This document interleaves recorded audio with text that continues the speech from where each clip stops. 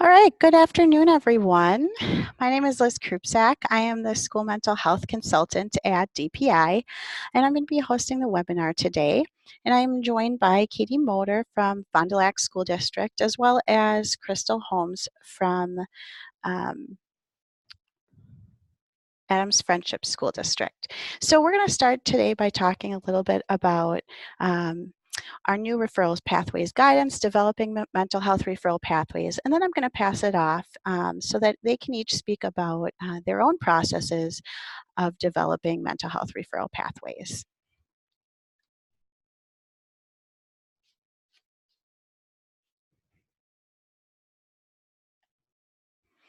All right, so what is a mental health referral pathway?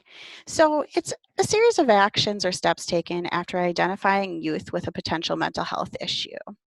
So we aren't just talking about making a referral to an outside mental health provider. Here we're really talking about how students are connected to all mental health supports that are part of your continuum. So why is this referral pathway important? On average, the amount of time that passes between the onset of symptoms and receiving treatment for any mental health disorder is about 10 years. So, building effective referral pathways means that we can connect kids sooner to the interventions and supports that they need.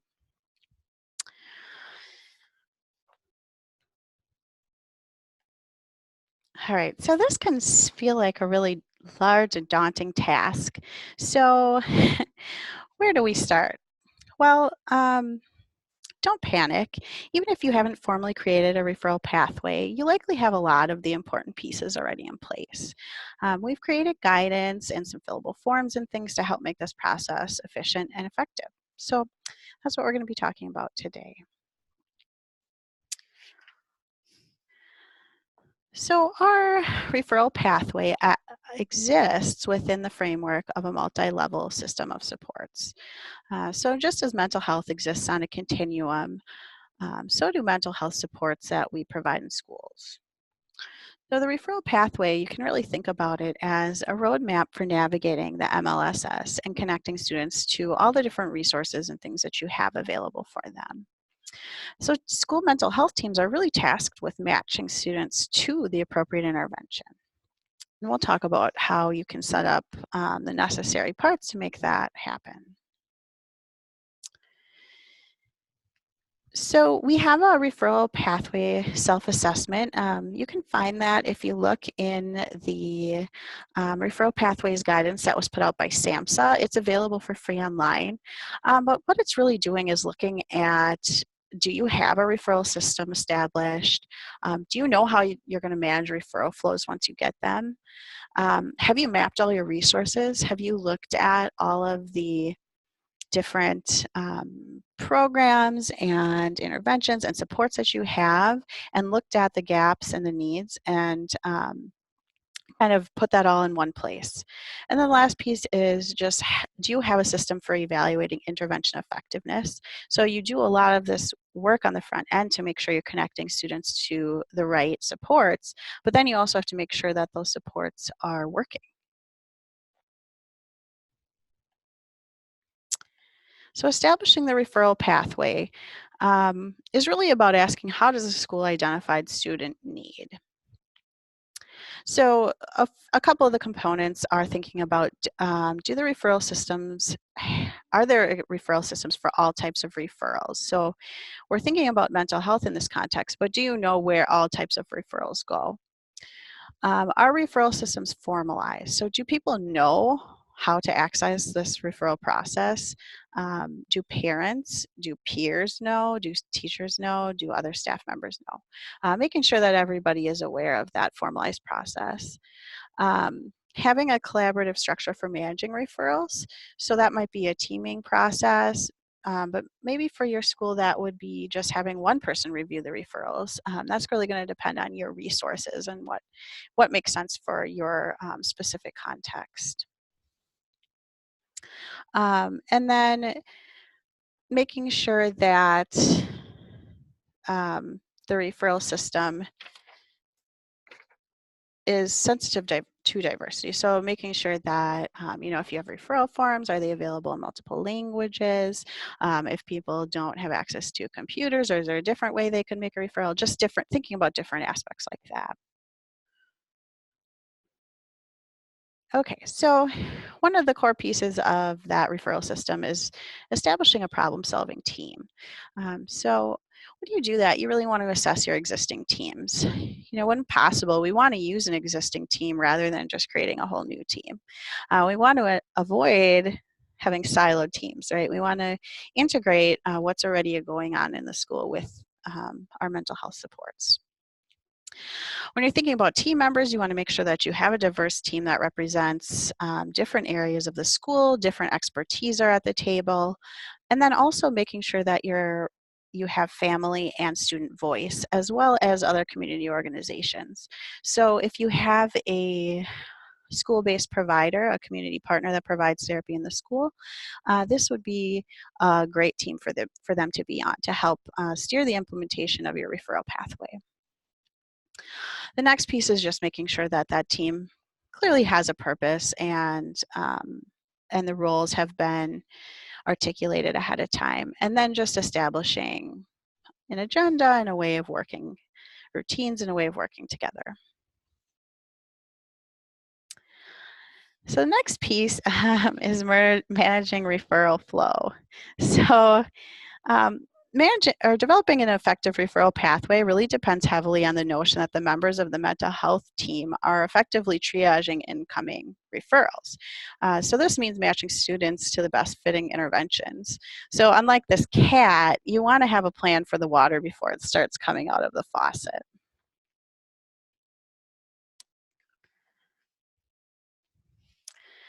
So the next piece is really thinking about what happens between noticing a concern and the student actually receiving an appropriate support or intervention.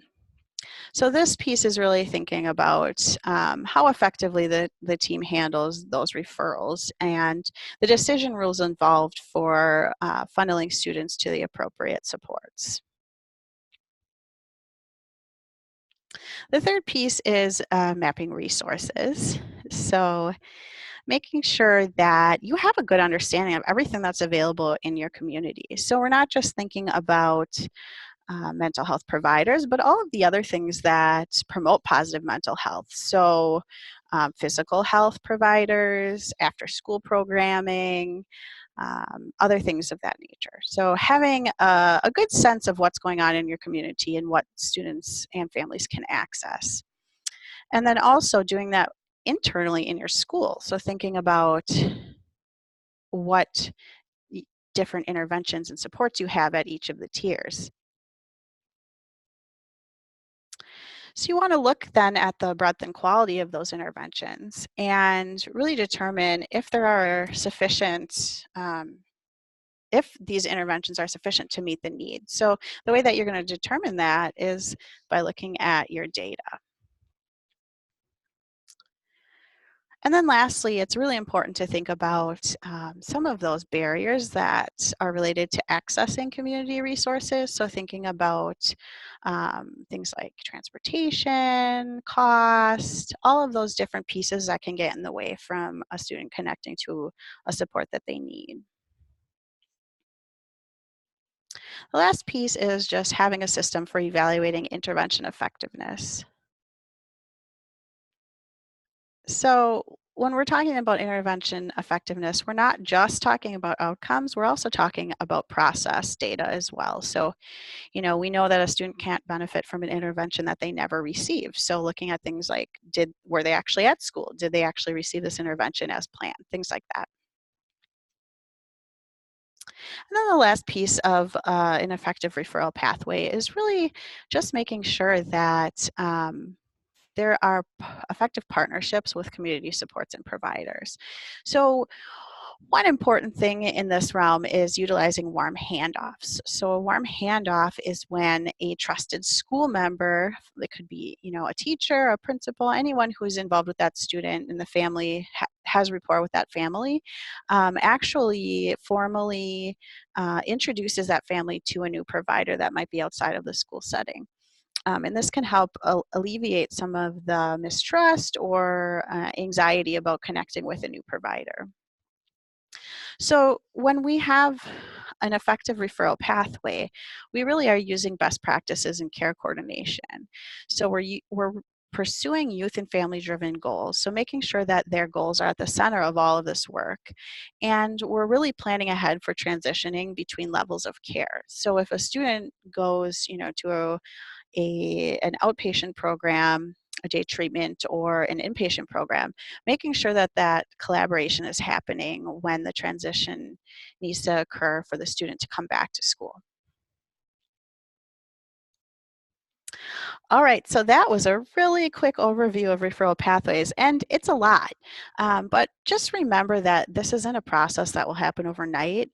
It should be done in a way that's meaningful and manageable to you and your school setting. All right, so I'm going to hand it over now to Katie Motor. She's going to be presenting a little bit about Fond du Lac's referral pathways.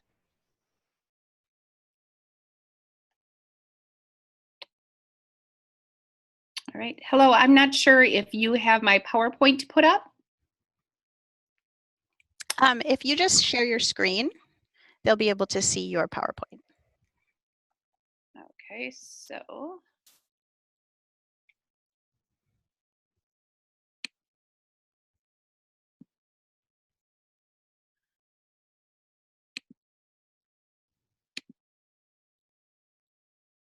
So near my video. Yeah, so at the bottom, there's a list of different buttons. In between manage participants and chat, there's share. You can just click on that and then share your internet browser if that's where your PowerPoint is, or just share the PowerPoint from the PowerPoint program. I apologize. I don't see share. I thought Beth had it. So on the bottom, I'm sorry, I apologize for those of you watching. So underneath it says SEMA Systems test speaker and microphone, switch to phone audio settings. Oh, I see share. I apologize. No problem. Okay. And then we're going to go here. And then we're going to go here. And there we go. And are you able to see my email, or are you able yes. to see? Okay. We see your email right now. I'll do. Okay.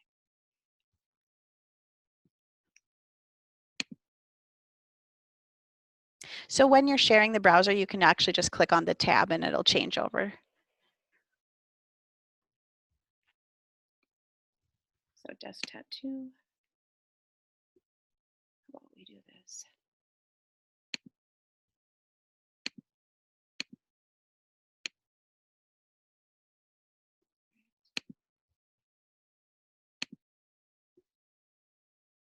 Okay. Are you able to see it now? Nope. Okay. There we go. Okay, sorry about that. This is my first time doing this. No problem. Okay, so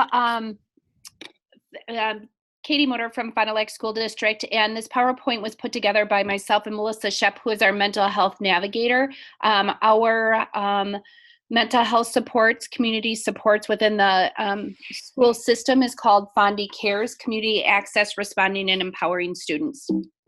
And now I can't go to the next. All right, so last year we received a grant, a mental health grant, which we really focused on with our middle school counselors, and we looked at our universal strategies. Our elementary counselors were really on the right path, and we needed to get our secondary, our middle school on as well. And so we looked at what our curriculum looked like. We spent time on QPR, question, persuade, respond. We looked at all of our schools are trained in trauma sensitive and zones of regulation, things like that. We have a social emotional learning team made up of a number of different people in the community as well as the school district, and we completed a survey, or not a survey, but a reflection, and in that we found that we were really where we needed to be regarding universal and some tiered supports, but we weren't able to meet the students' needs of those beyond what we could offer in the school setting. So that's where we recognized the need for treatment, and we knew the barriers for parents in treatment, and therefore we decided to take that into our schools. So this was all based on data, and so the data told us that 636 students in the Fond du Lac School District visited the school nurse for anxiety and depression. This doesn't count the number of students that were had seen our counselors, our school psychologists, or even teachers that spent time. And we have a population of 7,000 students, but this just tells you the need. And 129 students in the Fond du Lac School District displayed suicide risk factors or had a suicide disposition, and that was just in the first 7 months of the school, of last year's school year. And so again, there is a need. Another area that we saw that showed us that there was a need is we do a climate survey, and we have for many years. These are our 3 elementaries, and STEM is our Academy Institute charter. And our parents had shared that if you look at that, around 40% of parents at each one of these schools sees their child dealing with depression or mental health. So the way we went about this is we started by, we knew we needed to do this. We actually reached out to a number of different districts that already are having mental health providers within their school setting. Melissa Shep, our mental health navigator, did a lot of digging and made a lot of calls. From that, we had phone conferences with 14 different agencies, and then invited some in for a formal interview. And so what we focused on is we wanted it in our middle schools. We wanted therapists that had experience working with children or youth. We have a higher population of students and families that speak Spanish as their primary language, and so we knew we needed a bilingual therapist. We wanted to have an offering of insurances and sliding scales and Badger Care. We didn't want any student not to be able to access a community-based provider if that's what the team needed. And so we also didn't want to have, once these community-based therapies were set up, we didn't want to be the one in control of the money. We wanted to house the therapy to take away barriers for families. However, we didn't want to be the one taking care of any of the money. And then we also, one of the things that we looked for when we were looking at providers is the wait time to see a therapist. Just double checking, can everybody hear me? Or anybody hear me?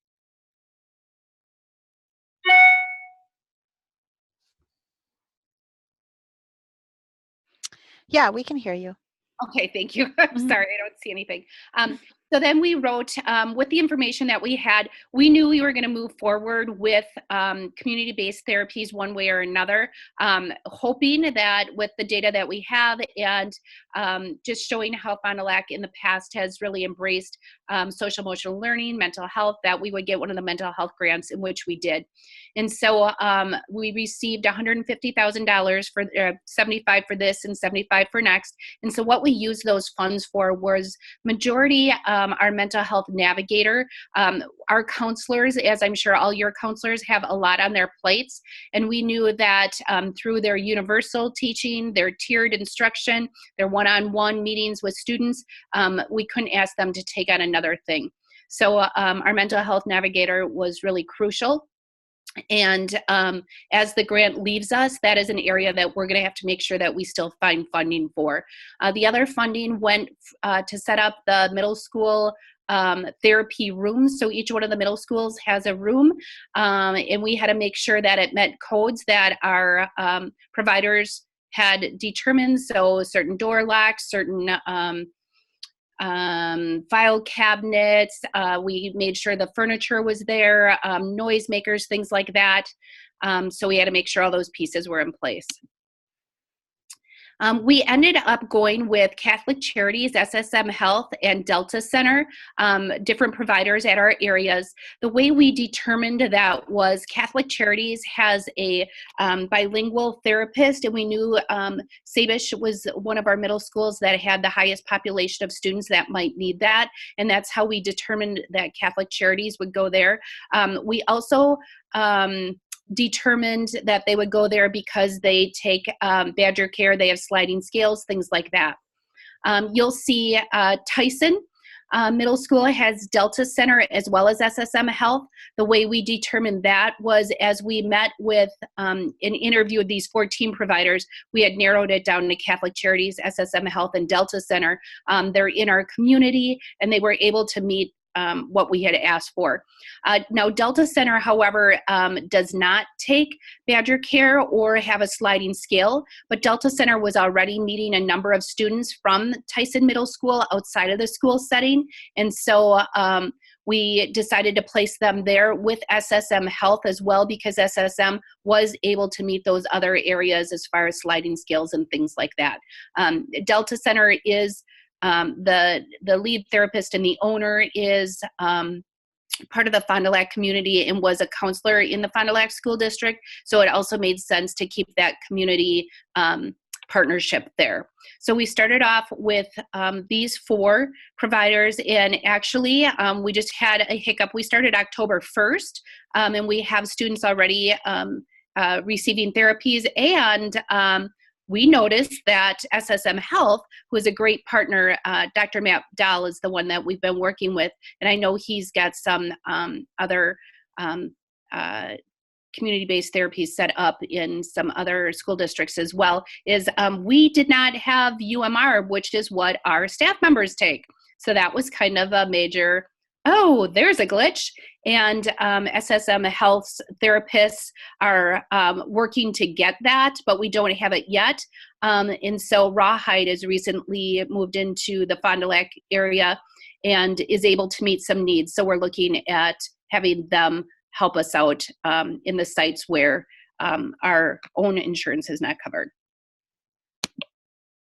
So as far as the referral process goes, we have 2 different ways we can do this. First of all is the parent or guardian is interested in their child starting mental health therapy, and the other one is if it's school personnel that decides or identifies that a child would benefit. You had showed this earlier, Liz, but when we do all of our PowerPoints, so what we did is we started when we have a district of over 7,000, over 800 employees. We started off meeting with our nurses, talking through what this would look like. We took their feedback. We met with the counselors, took their feedback.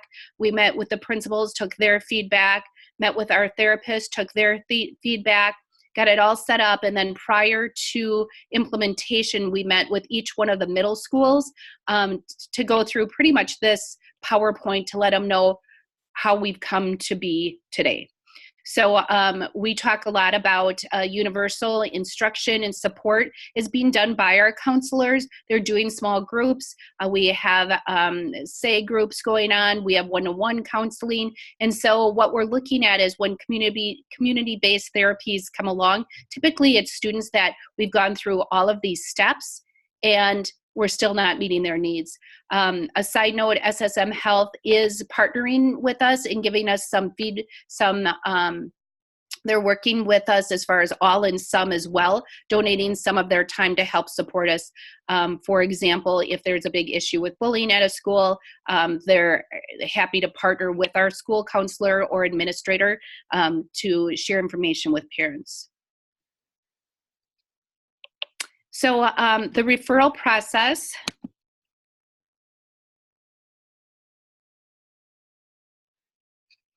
So this is the referral process. You'll see on the parent guardian referral, the parent is interested in getting some support. We've been on the radio. We have pamphlets we hand out. It's been shared out with all of our families via phone, text, email. And we also have a website, which I'll share at the end with you as well, but it tells how the referral process goes. So a parent might contact their counselor or a teacher, and then the school counselor connects with our Fondy Cares line, which goes directly with our mental health navigator. And then she meets with them and goes through all the paperwork with them. One of the things that we ask is that if a family receives support through our Fondy Cares program, that they do give us permission to share information, because it is a partnership and we want to learn from what our therapists are working on. So if they choose not to do that, then we ask that they find a provider in the community and not in the school setting. So the mental health navigator will meet with the parent, set up that first appointment, make sure all paperwork is signed. And now that we have 2 options in some of our buildings, we also find what is the best match for their child. And then we ask that parents or guardians are asked to attend that very first intake appointment with their child. And they might be asked to attend other meetings with their child as well, and they're welcome to do that. On the other side, you'll see the school district staff referral. We had a lot of staff excited to refer kids, and we wanted to make sure that it was students that had access to universal and tiered supports. And so one of the things is who makes that decision. We do have a lot of teams already in place. We have social emotional learning teams, we have PLC teams, we have student concern teams.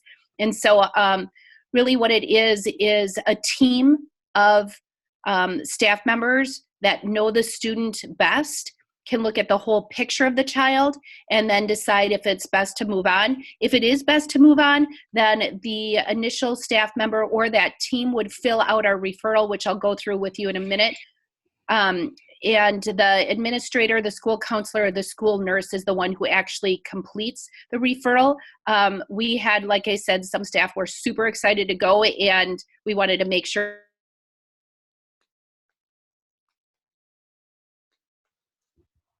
contacts the parent or guardian. The parent or guardian is, the counselor knows the parent or guardian best. And so we thought that was that makes sense to be that first contact. And then we set it up with our mental health navigator, again, filling out all the information and getting up for an appointment.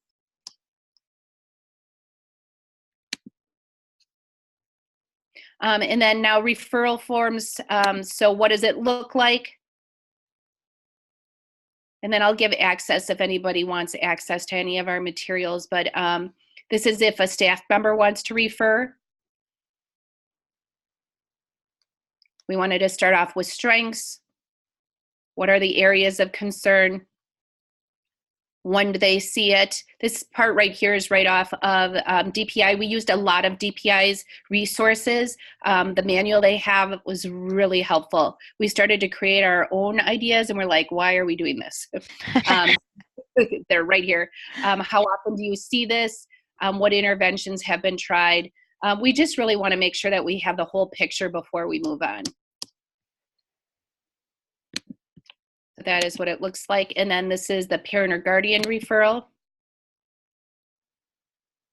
Typically, the referral is filled out with the school counselor or nurse or administrator.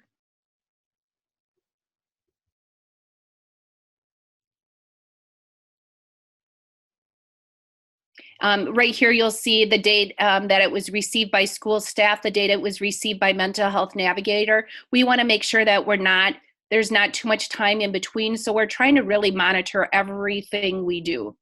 We're taking data regarding every child that is referred, what parents do we actually meet with. We have a system as far as you know, if the counselor refers, but then the parents don't follow through with the mental health navigator, she has a phone call she makes, there's a text she makes, there is a written letter she makes, and then the counselor reaches out one last time. And we're monitoring all of this information.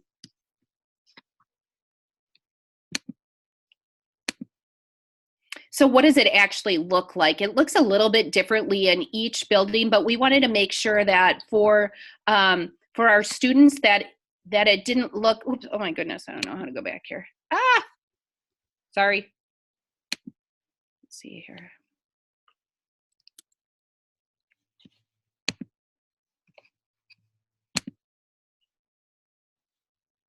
So what we noticed is we didn't want it to look different for students. So each building, the therapist comes in, because the therapist is actually setting up appointments outside of the school setting, not with the,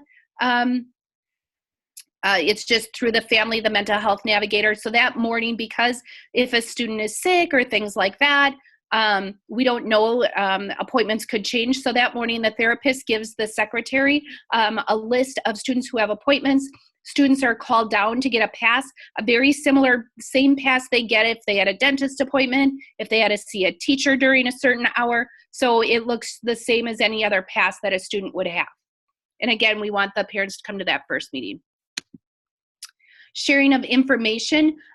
If the therapist has strategies, if they want to reach out, they work directly with the counselor, and then the counselor is the one who shares with those who need to know.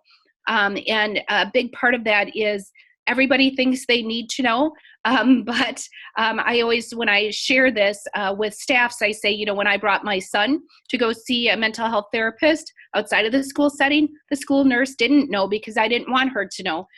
You know, the teacher knew because I wanted the teacher to know. So the counselor is the gatekeeper there. And if the teacher wants to share information with the therapist, there's a form they can complete, and there's a mailbox for each therapist. So this is the sharing of information form. You'll see there's not much to it.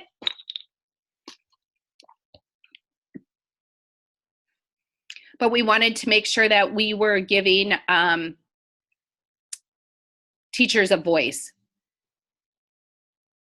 And again, we're just starting this. We started it October 1st. So listening to what Liz shared already, I'm thinking about what does that look like when the student transitions out of therapy. So I'm already continuing to learn. Here we go. So we wanted it to be clear for our community and for our schools. The provider builds the family's insurance. The family pays for the therapy sessions. We take care of the setting and taking away barriers as far as transportation. You know, so are kids losing out on a little class time? Yes, but if I were to take my own son, either I'd have to make an appointment for 7 o'clock, which when he was 6 in the morning, or when he was 6 years old, getting him up at 6 in the morning is not great. So the therapy sessions are just at school, and we're taking away that transportation barrier and getting families set up. FondyCares.org is our website where you can see all of our different resources, and I'll show you that. And then if there are any questions, we can see if I can see what those are. So let me go here for everybody sees what I was up to today. All right.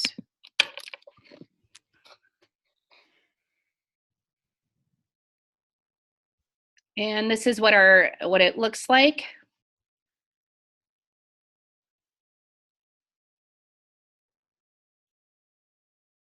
We have our mental health providers on there.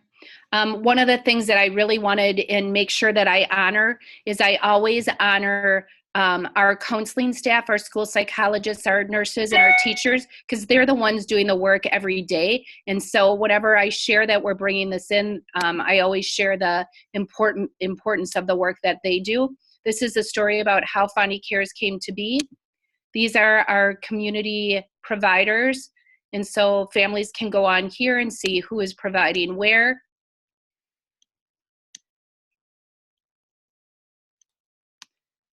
These are the school services. So this is our mission and vision of the Fond du Lac School District counseling program. What does community-based services mean? What services do our counselors support? Resources.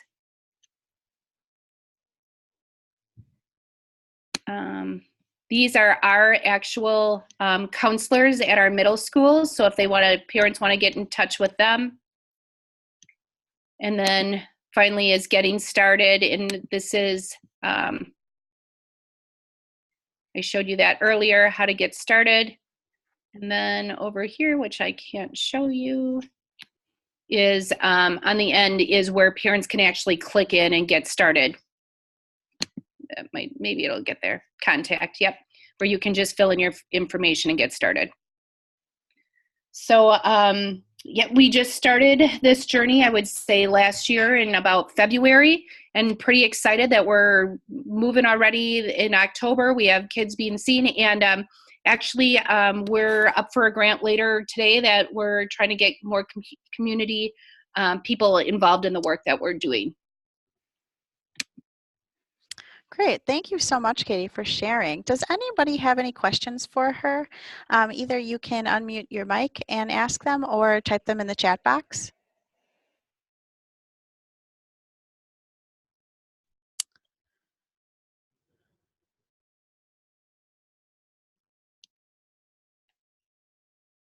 All right, and while we're waiting for any questions, Crystal, if you want to go ahead and get your presentation ready. Sure, give me just 1 second.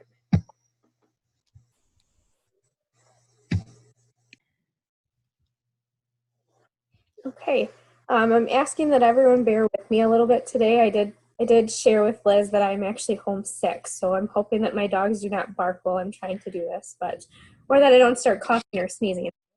But I wanted to share our information with you today. So you did get Fond du Lac's kind of how they got started. I'm going to go a little more in depth, more about our actual referral pathway in Adams Friendship and kind of how we got there. As Liz had mentioned before, this is a systemic approach. So we are looking at services across all tiers. Today I'm really focusing on our tier 3 and our integrated providers and what that might look like for access. We also have integrated behavioral health providers. They are on site. So what this looks like really is a certified outpatient mental health clinic. They provide individual therapy, family therapy, group counseling, and AODA services for our students. We do certify them because I think I've shared this a few times before, but predominantly most of our student body may be accessing some type of state aid or federal aid for insurance purposes, and the federal laws have not yet caught up with our state regulations. Therefore, our providers must have their sites certified, so they still have to be certified in order to provide services within our district. You will also notice that we have family therapy on here. There are some circumstances where we might have more than one child in a household and they choose to work with those children together. We also have had parents come in, and so the therapist might be providing that whole family atmosphere right at our school district for the children. This is actually what one of our spaces used to look like. This actually is now a classroom, so we have moved in this building since then, but this is what the space looked like. So you will see different setting as far as furniture. You'll see the circle set up on the right. Oftentimes we use this space for groups for students, and then on the left you see we have the sofa. You will also notice that we are displaying the licenses and grief procedures for the providers that are coming into our district. The providers that we currently have coming in include our local Health and Human Services agency, which is one therapist. They come in 3 days a week.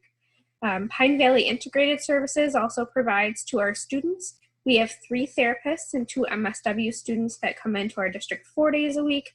And then we also have Hope House that will come in and do both group and individual, and that's really on an as-needed basis.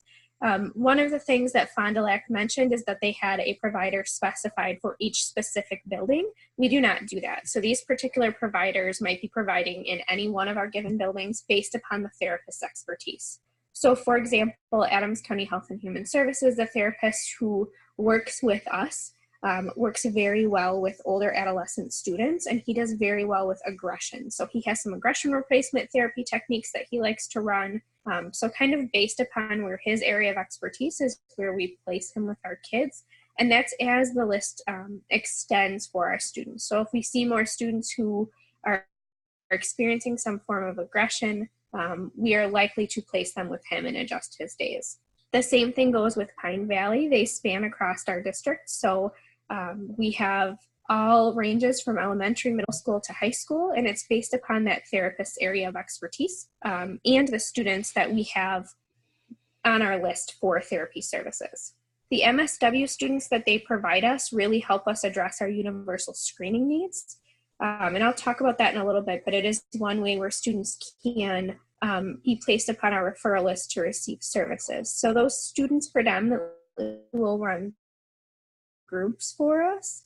We are able to have those students come in and run those groups non-billable hours because they are still working on their licensing, which allows us to just get parental consent and place students in some form of group setting. And then again, Hope House comes in and does that group or individual. Predominantly, they work with females. They will work with males on occasion, but they really are looking for that domestic violence or sexual abuse background. So what does our referral pathway actually look like? First, I'm going to show you our referral list and the information we collect from students. So this is an example of some of the information that we might be collecting. Obviously, the date of the referral. So just as Fond du Lac had said, we want to make sure that we are meeting students' needs as quickly as we possibly can. So we need to know which date that referral came in.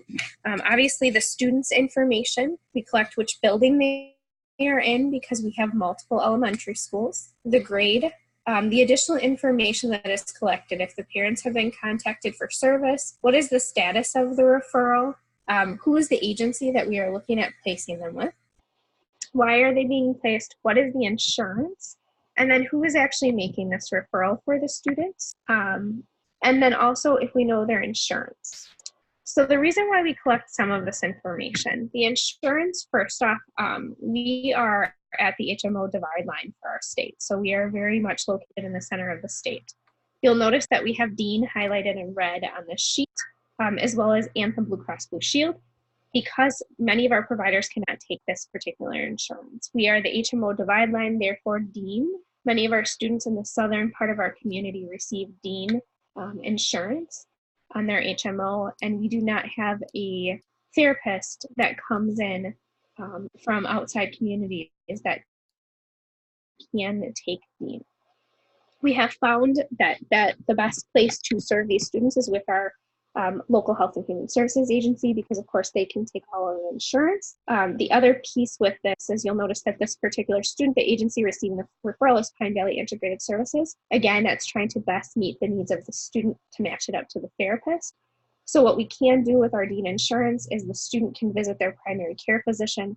The primary care physician can then write a release to Dean saying that they think this child needs this support and that there are no providers in our area other than this particular agency. It is an extra step that we must take care of, but that is why it is highlighted here in red as well.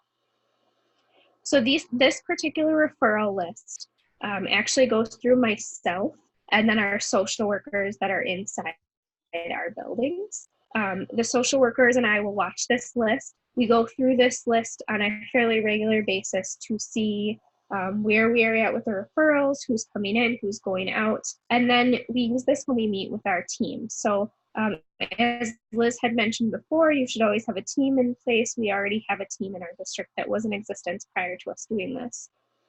So those teams are building based, and so we might talk through with that team who we think the next student is that needs to come off this list as far as openings with our providers. These referral lists can be viewed by our pupil services staff only.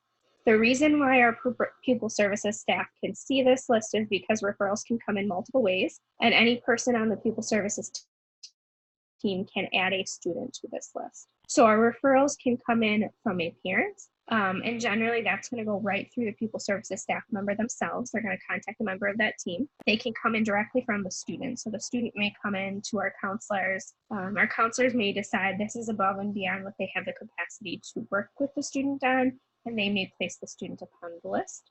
And the referral can also come in from the teacher. So we don't have the teachers, students, or parents fill out any additional forms. This is really our way of doing that warm handoff between agencies, is that we collect this information by simply asking and having that conversation with people.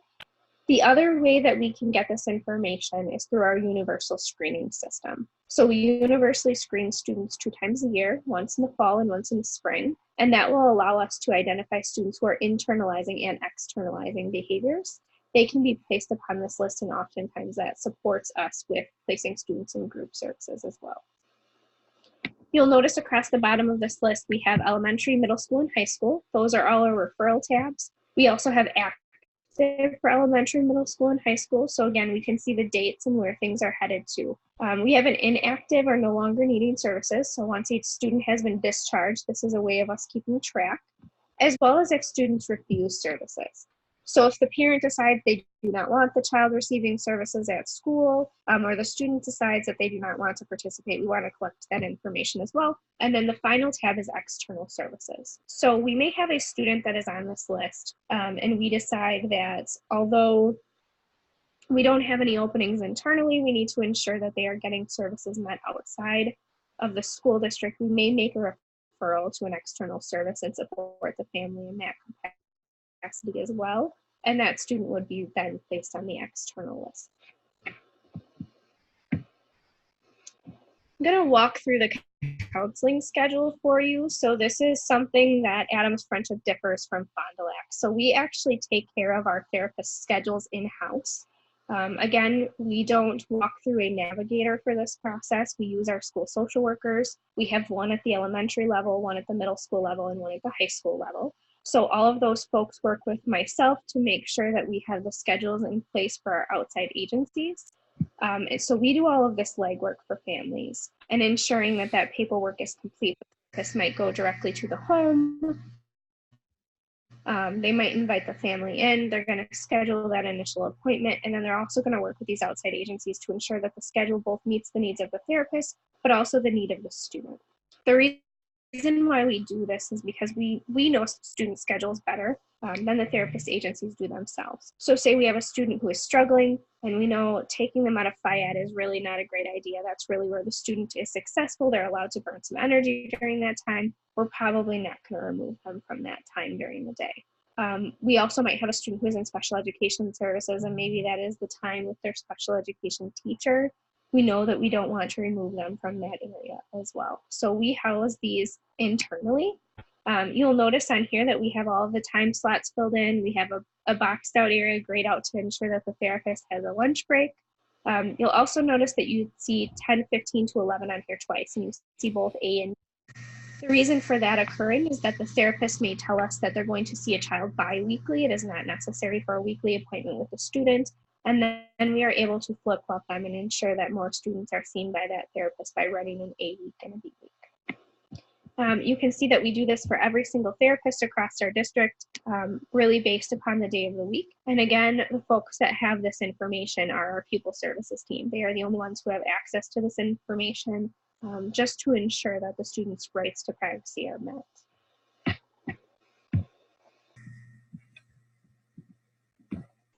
So how do we get to this process? We initially formulated this beginning process that I told you before, with the referral pathway and with housing that schedule with the outside agencies that were coming in, with our pupil services team, with our social workers who are doing direct contact. But as we grew, we recognized that many students were being pushed right from a universal measure right to that tier 3 level. And we weren't catching students in the in-between. We weren't really meeting students in the least restrictive form. So this is where our student assistance program process came in. It was something we had developed later. I'm going to walk you through this process and what that might look like. So a student may have a concern for a student academically or behaviorally. We mimicked the academic here so that we were not asking the staff member to tell us whether this was an academic issue, a behavioral issue, whether they were seeing both, whether it was behavioral caused and academic. It was just a simple point of contact for them. And I'm going to click what it looks like. So this is the information we are going to collect. This is a process that we are currently still growing. This is something that, this process is ever changing. We're always learning what works. Initially, we were asking our staff members to fill this out and turn it in to a member of our pupil services team. This year, we have decided that oftentimes teachers are more comfortable coming to us and just talking. So instead, we will take this form back and just as a gentle reminder, we have this great program. We can put them through this referral process and make sure we are supporting both you and the student. But rather, instead of handing the teacher the form, we are actually collecting information by having a conversation, just reminding the staff that this form is available. So you're going to see on here, we're asking for the nature of the concern, and then we're asking what interventions they might have tried. When we first started this, we were asking for them to provide us with 2 initial interventions that they had already used to ensure that they were trying something in the classroom, but recognizing that sometimes with students with mental health barriers, teachers do not have an intervention that they are ready to try. We just want to know what might have been tried in the past already. And then what you cannot see here is at the bottom of this screen, let's see if I can get it here for you. Down here at the bottom, we are asking teachers to tell us, is there a good time for us to call you and meet with you and come back and speak with you? So really this is about supporting the teacher as much as we are supporting the student in this process. So here you're going to see this is our staff coordinator. That is a member of our pupil services team. Every building has somebody different. It depends upon their team that they have in their building. So again, as Liz had said, let's bring all of these people to the table. Maybe it's your SRO, your school nurse, your principal, your assistant principal. Oftentimes myself, I am in the meeting, our social workers are in the meeting, our counselors are in the meeting. One of those team members is going to be designated as the coordinator for this process in the building, and they're going to collect all of this information. So they're going to review this information for us, and they're going to decide, is this really a coach that needs to come in and intervene? So maybe that's our behavior intervention specialist. We want her to go in. Really, her role is to support the teacher and not to support the student, but to provide the teacher with some interventions that might work for that child. Or is this an academic concern and we need to assign an academic coach? The other thing you're going to see, on the other side is we are also checking for prior interventions. What has worked for the student? Can we support a teacher? If the student is in middle school or high school, maybe they have multiple teachers, and so we're reaching out to other teachers to see what is working in their classroom. If this is then unsuccessful as a least restrictive mean, we are now going to move on in our process. So what does that look like? We're going to start collecting additional information. So you notice we have a parent checklist here. Open this for you quickly. So we're going to ask some information from the parent. So again, that staff coordinator, whoever that might be, it might be a counselor, it might be a social worker, they're going to reach out to that parent. Maybe they're doing a home visit, maybe they're simply kind of phone, and they're going to collect this information. So we're looking at who's in the household, is there more than one student who lives in the household, any additional parents, if the child was adopted. So what you're seeing us collect information that maybe those therapist agencies might be collecting themselves anyway. So we are just taking a step ahead of time to see, is there anything prior to even getting them there? Legal history or legal charges for the student, any illnesses the student has had, any head injuries, probation, and then we're also collecting trauma history. So we need to know what might be going on other than that. Then we're also asking the parents to identify any barriers they are experiencing and how they would describe their student. Any concerns that they're seeing for their child. And then any close friends that that child might have, so someone we can support them at school. And then how does that child engage during their free time? We also are collecting more information from the teacher at this time. So remember now we already have checked the interventionists, we've already checked the prior interventions, we know they are not working for this child.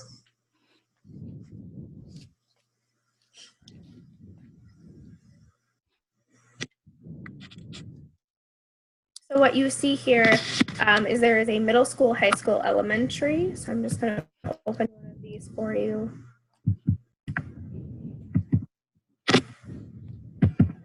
Maybe I'm going to, my computer is slowing down here.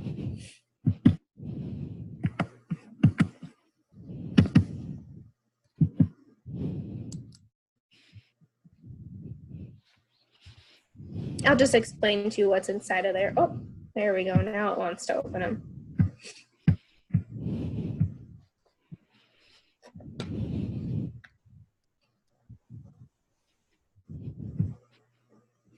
So this is the information we might be sending back out to the teacher. So now we are collecting additional information about that particular student. And they would walk through the same thing again if there's an academic concern. We're not actually asking the teacher to decipher which is which. And then there's a student checklist. So this member is also going to meet with the student at this time so we can get some information from that child to see what is going on. You'll see base information here, like I have friends at school, I ask for help when I need it, concerns about their life, things that they want to accomplish, and anything else that would help somebody to know that they're going to be successful. At this time, that SAP coordinator is going to schedule a meeting. So we're going to come back to that team that we described before. Information about the student. Maybe we're going to invite the teacher at this time. We might also invite the parents, and collectively together, we're going to brainstorm what's best for this child. So this is really where we're looking at meeting them in the least restrictive means possible. Maybe we can put a tier 2 intervention in place. Maybe the child has a teacher that they work really well with, and we're going to put them in a check-in, check-out. But maybe we decide that it is something a little more than what we can handle, and we're going to move right on to that therapist one. So here what you see is just some review guidelines for the SAP coordinator to follow and a sample of agenda. From that meeting, we're going to identify a case manager. So it's not necessarily the SAP coordinator, but there might be a member of the team that child or that family has a relationship with already. Maybe it's our school nurse. Maybe it's myself. Maybe it's the social worker. And so that person is going to follow up with this student to ensure that whatever intervention we put in place is working. You're also going to see here Review 360 or OASIS, depending upon if that student has an IEP or not, will tell us where we're housing that action plan. Review 360 is the system in which we use to collect our office discipline referrals. It also houses our universal screener information. We can put FBAs in there. We can set plans for students. And we can also have our therapists set plans for students that they are seeing in here as well. So we might use that system for this as well. And then as Liz had mentioned before, we always have to have planning time for transitions between level of care. So again, you're always kind of building this as you're going. But the realization is that these services are not forever. And so a student may need to see somebody 15 times, and then they're going to be released from services. What we have to ensure is that we're scaffolding those services back down for those students. So what else can we do for that child so that they don't go from therapy to nothing and move right back into their classroom? What does that look like for that particular student? We also may have a student who does really, really well once they are released from therapy for a year, and then they may come back and say, you know what, I'm really struggling again, I really need to talk to somebody. In that case, we're working with those therapists again to see, can we bring that child in for a short period of time, and then again work to scaffold their services backwards. And then of course, we're also looking at our community options. What's available in our community? We are very rural, so one of the things you will notice in our community is that we do not have a lot of agencies right inside our community. A lot of these providers are traveling in, except for our local health and human services agency. So we are really working those options inside of our school district. That's all I have for you today. If you have any questions, please feel free to go ahead and ask. Great, thank you so much, Crystal. Does anybody have any questions that they want to ask to Crystal or myself or Katie? You can put them in the chat box or just unmute your microphone.